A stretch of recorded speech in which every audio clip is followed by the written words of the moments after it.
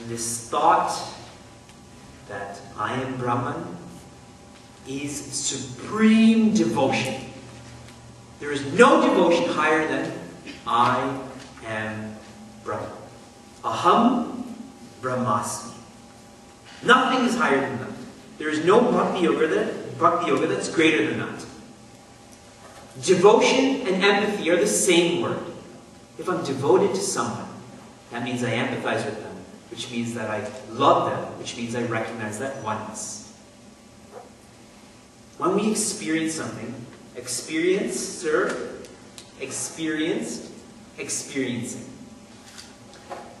When all that remains is one, all of these three merge into just that oneness. It's called Tripati. And all of that merges into one. Meditator, meditated, meditating comes to an end when we're established in it. I have food in my hands. I am different. I chew on that food becomes me. It happens. Same things goes with these experiences. I want to sleep, I want to sleep, I want to sleep, and then I sleep. This is the essence of Bhakti Yoga. How many Mahavakyas do we have? Very good. Whoever said 4, good. Because often I put my hands up and then people just say, yeah, 6 or 7. 4. There are 4 Mahavakyas. And this too is an evolution of thought. The first Mahavakya is Prajnanam Brahma. Consciousness is infinite. So it's far away. But then we say Tattvamasi. It comes closer. That I and the infinite are the same. Then we say Ayam Atma Brahma. That my essence is Brahman. And then finally we say Aham Brahmasmi. I am Brahman. It goes from far and it keeps on coming closer until we finally respond with Aham Brahmasmi. I am Brahman. Not consciousness, not some teacher telling me, not the spirit, but me. I am Brahman. That is Bhakti Yoga. When we realize this, we've offered our Guru Dakshina. The best Guru Dakshina that one can offer to their Guru is to live what they've learned. And for you and I, we should feel very special that we are in a Guru Parampara where Swami Chinmayananda gave his Guru Dakshina to Tapovan Maharaj by becoming the Guru. That Swami Tejmayananda gave his Guru Dakshina to Swami Chinmayananda by becoming the Guru. This is the real Guru Dakshina, where that Guru-Shishya relationship blurs. Technically it's still there, but they both have realized the essence of each other. The Guru obviously knows, but the Shishya does too. And that's why when I shared my fear, essentially what I'm saying is my fear is not being enlightened. Because if I don't get enlightened, that means I've wasted this birth. And so when people ask about my next birth, I tell them to stop because I'm not coming back. So, and you should as well. Right? Because if you don't believe you're going to be enlightened, how are you going to be enlightened then? Think about it.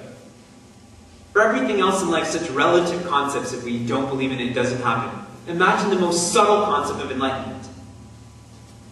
Believe that you will not come back. That's the only way that this will happen.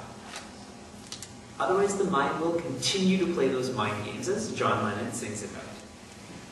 We will play those then. So believe that we will not come back, not because we hate the world, but because we love divinity more. That's why. I teach Srimad Bhagavad Gita in many cities, and often when I teach Srimad Bhagavad Gita, arguments start. Karma Yoga is better, Bhakti Yoga is better, Jnana Yoga is better, but what about Ashtanga Yoga? Then Patanjali Yoga Sutras are teaching something else, then you have Bikram Yoga, then you have Hot Yoga, and all of these different ideas come out. And especially with older people. Older people love to argue about which yoga is the best. Do these yogas lead to different paths? Bikram Yoga, Hot Yoga, etc.? Yes, they do. They just deal with the body. But Karma, Bhakti, Jnana, Ashtanga Yoga, do they lead to different paths? This is explained in Shloka 10. This will be the last shloka we study today. Hristale mana swastata kriya. Hristale mana swastata kriya.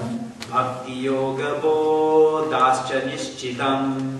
Bhakti yoga bodhascha nishchitam. Hristale mana swastata kriya. Bhakti yoga bodhascha nishchitam.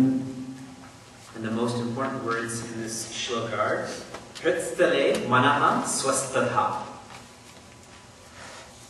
Bring the mind to the heart and establish it there.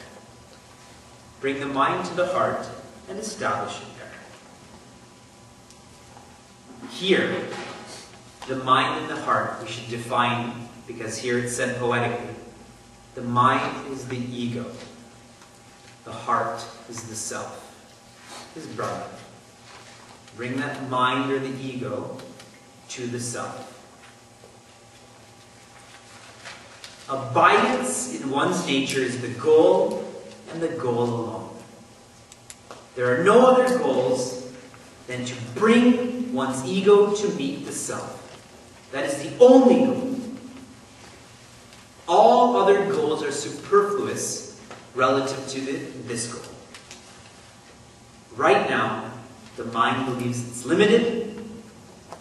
We have to teach the mind to understand that it is unlimited. How? By bringing it to the self, and the mind merges with the self. The ego merges with the self. Anything we do in life requires time to get used to it. Many of you are going to go to a new school this year. It's going to be different than the school that you were at prior. When we move to different cities, it requires time to get used to it. When we get married and live with another person, it requires time. When Balgara kids have younger brothers and sisters that are born, it requires time. Everything in life requires time. Because we travel in one direction and now another road is there and we happen to take it, it requires time to get used to. In the same way, we believe that we're limited. Fine. Today we may not believe we're unlimited, but tomorrow we should though. We have to keep on thinking about this until we finally get it. To start believing. Today it's a radical thought. Tomorrow it should be a routine thought. Just like most of whatever else we did in life. It's radical initially, but with time and reflection and experience, that radicalness turns into routine. That this is possible.